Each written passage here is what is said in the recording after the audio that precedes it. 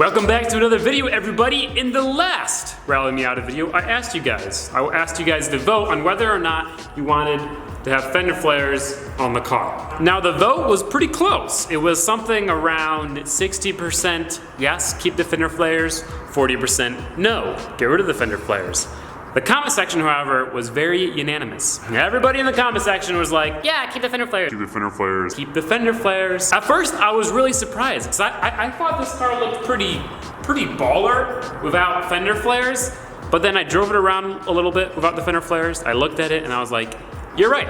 It looks a little weird. It looks a little weird without fender flares. So today, we're gonna start off by putting the fender flares back on. Well, before we do that, we're actually going to paint them and then rivet them in instead of self-taper them in.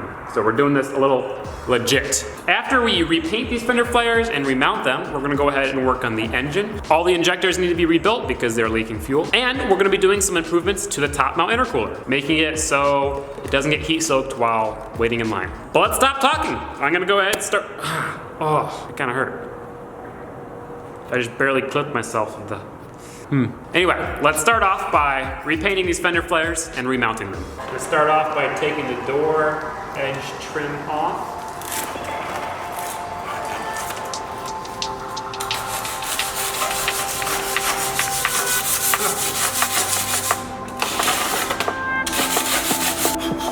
Floating in a web of dreams where reality. Major disaster. We're out of simple green. What? AutoZone saved the day. I'm just gonna go ahead and sand these things off camera. You guys know how to sand stuff. You just rub it with a bunch of little rocks. Fenders are all sanded up. They're looking nice. I roughly cleaned them, but what we're gonna go ahead and do now, hit them with some wax and grease remover, just to make sure the paint adheres properly, and then we're gonna go ahead and paint them. Meets the unbelieved. I'm going with a flat black with a matte clear coat because this matches everything else. Previously the flares were semi-gloss and everything else on the car exterior wise is flat black, so looked a little weird, but we're fixing that, so.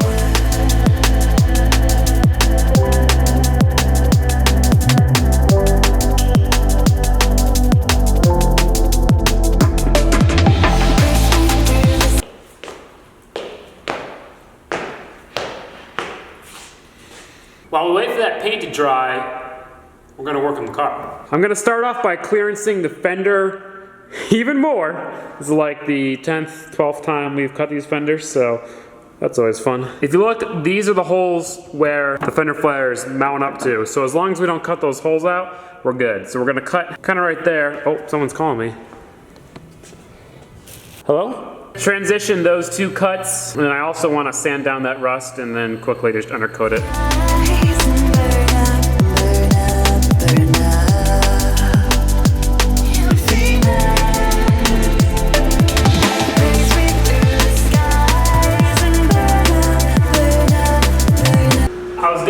Wheels off, but I lost the lock for the lug nuts.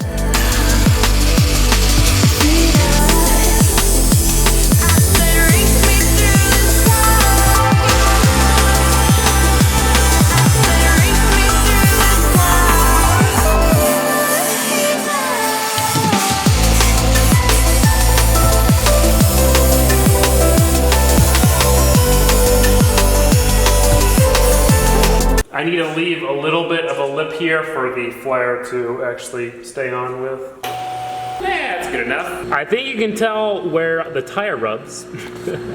Before.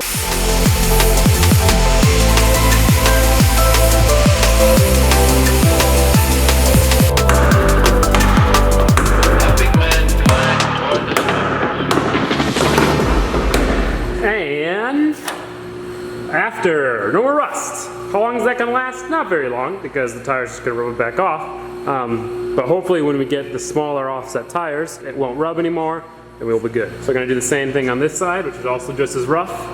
Make it look a little nice. I went ahead and cleaned up some rust that was starting on the edge of the rear quarter panel. We wanna make sure to prevent the rust back here because it's much harder to replace a quarter panel than it is a fender. So we're just temporarily preventing rust from getting any worse. When we go to paint the car, we'll do this all legit. No more rust. So instead of using sketchy, ugly self-tapper screws to hold the fender flares onto the body of the car, we're going to be using rivnuts. What are rivnuts? These are rivnuts. Essentially what this is a rivet that is threaded on the inside. So you rivet it into the body of the car, it has threads in there, and then you put a bolt through here. These won't rust, they won't rip out, and they look awesome. So I'm gonna start off by drilling a larger hole.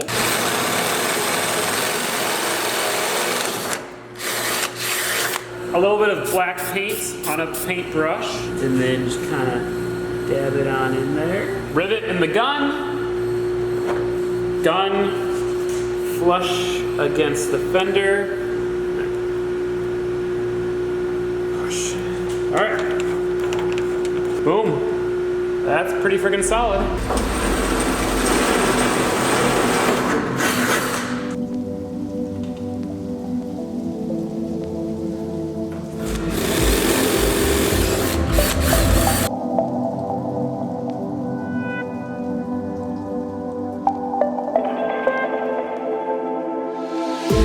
Falling through hope and expanse, we can take a chance for endless romance.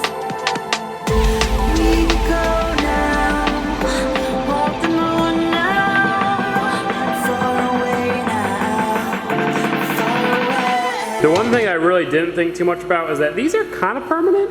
I mean, we can take them out, but it'd probably be a pain, and it's gonna be a big old hole. I don't know if the paint on the holes was necessary, but it doesn't hurt, and it won't be seen. But this entire side is done. I'm not gonna do the other side until I have the flares done. Just in case it doesn't work and I have to take the rivets out, it would really suck to do both sides. It's the next day. I stopped at Starbucks this morning, as always, and look, huge shout out to the person at the St. Charles Starbucks who knows me. That's cool. We got a special surprise, a special guest today. Oh, you're all the way over there. It's been a while since Axel's been at the shop. See, I don't bring him to the shop every day because I don't like him here at the shop when there's dirty and rust and stuff all over the floor. But when it's nice and clean and I'm not doing anything dirty, it's nice to bring him here because he does get rambunctious at home. That's enough about cats and coffee. Let's go ahead and resume work. The fenders, the fender flares, are completely dry, all painted up. Let's put them back on. Axel's not gonna like the sound of the lift.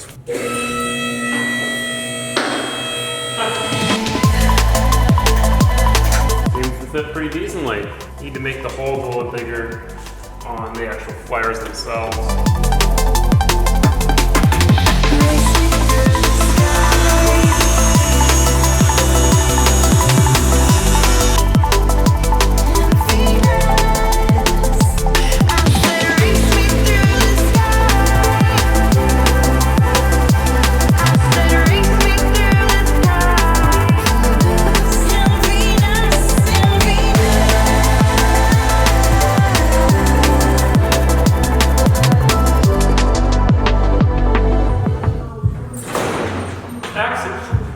That's a toolbox, Axel.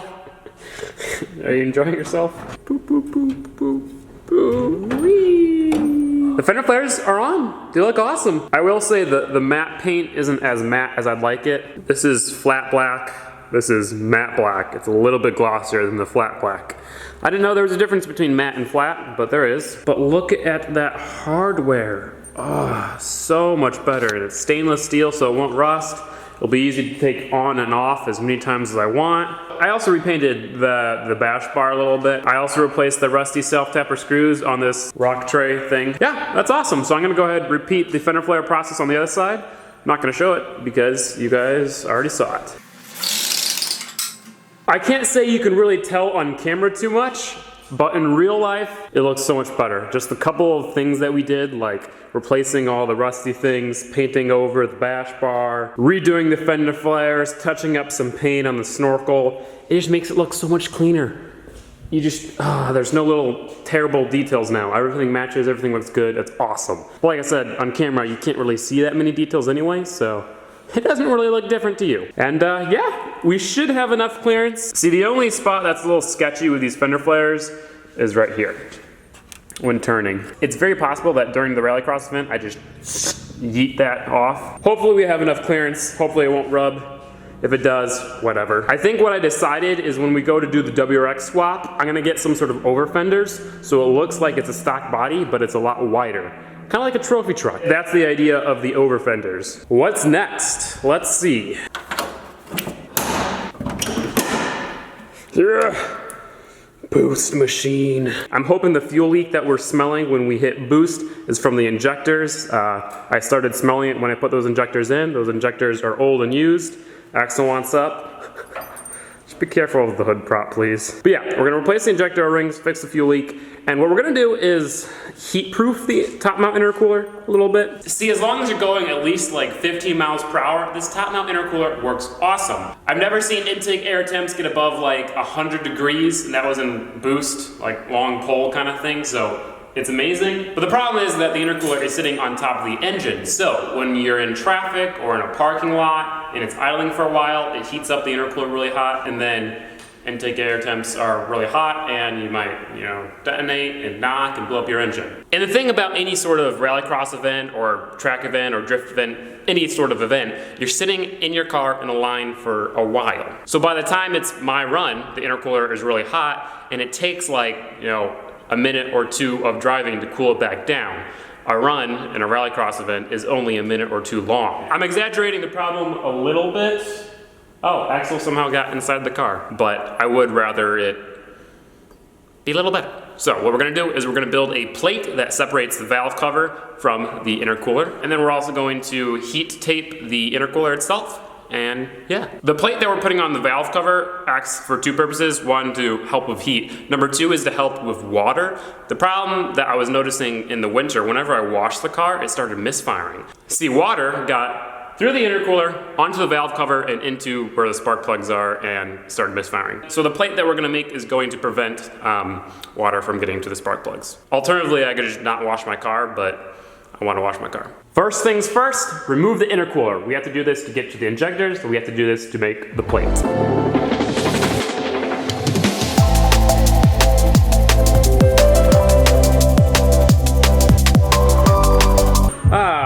It's an engine. All right, I'm gonna try to relieve some of the fuel pressure here.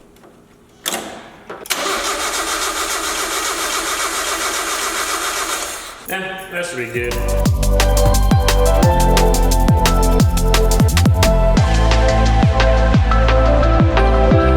Injectors are out. Took me 5 minutes, literally. None of the O-rings looked cracked, but they all look just kind of old. So we're gonna replace them with some new O-rings. These are actually Miata injector O-rings, but same size, obviously, since they fit, so cool. Replaced all the O-rings that I possibly could. Injectors are all in and went really smoothly. I'm gonna go ahead and prime the system, try to see if I can see any leaks. Well, it looks fine to me. This thing is just such a mess of wires and dirt. I can't wait to get a new engine in here with a clean wiring setup and everything's nice. 15 inches by 10, 11, 9, 8, whatever width it's at right now.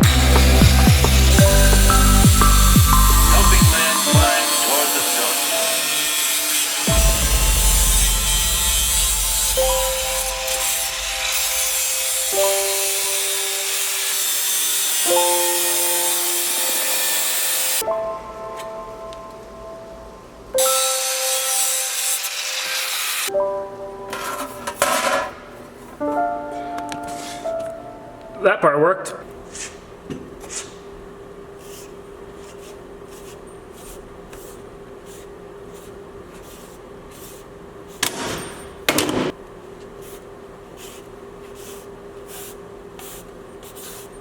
We got the basic shape down. I'm gonna go ahead and cut a nice big hole for the oil fill cap just so it can sit flush.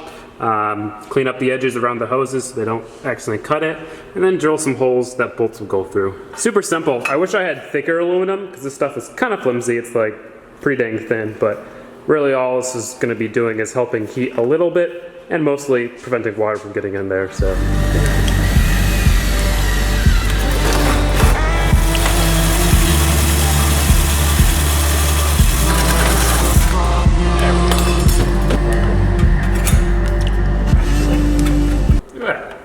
good, fits pretty well. It's not perfect, but it's not really supposed to be perfect. I need to make it so that the top mount can still mount. Shit.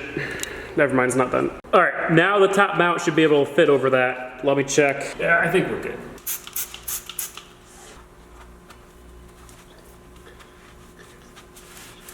Finally going about painting the intercooler mounts. While the mounts for the intercooler dry, I'm gonna go ahead and start heat wrapping the intercooler. What I'm using is the fiberglass heat reflective tape that we used on the intake of the RX-7. We got some left. We don't have a lot though, so I'm not gonna wrap the entire intercooler. I'm just going to wrap the bottom and the back of it. So you won't see it from the outside, but it will protect against the heat. The heat is only coming from the bottom of the intercooler anyway, so it's not worth it to wrap the top of the intercooler. It wouldn't do anything.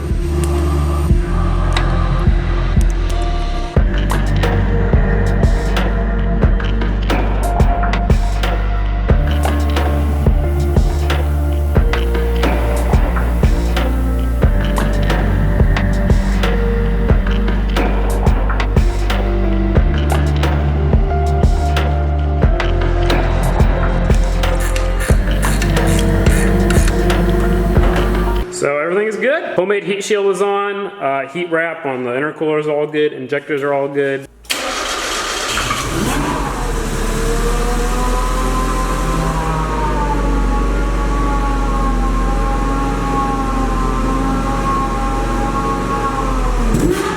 The injectors don't seem to be leaking, but let's go ahead and hit some boost to see what happens. Oh, I don't have visors. It's so bright. Oh, this switches.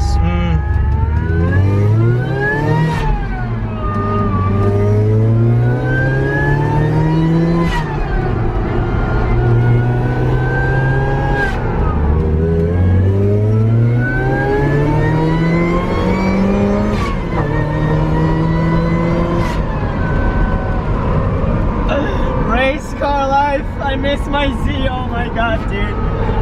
Oh my god. That felt good. That was a mission success. Everything worked. Injectors definitely aren't leaking anymore, or injector isn't leaking anymore. This all seems like it's working pretty well. Hey, I mean, since I can put my hand on it, that's saying something. Normally you cannot hold your hand on the valve cover. It's crazy, you can feel the intercooler work because this charge this charge pipe, which is where all the hot air is going from, is really warm, and then this one after the intercooler is like cold.